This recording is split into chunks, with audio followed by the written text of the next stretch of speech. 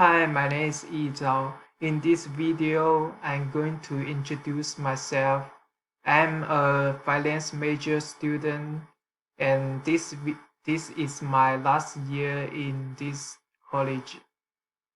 I came from China.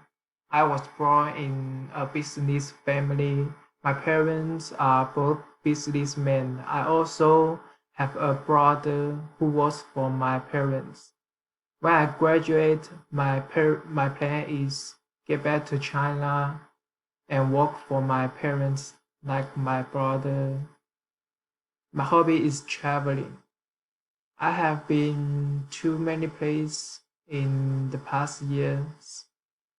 Some of places that impressed me a lot, such as Houston, Alaska, and Los Angeles.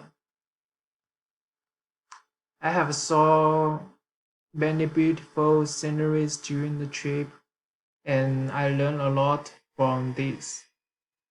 For example, different culture and foods in different places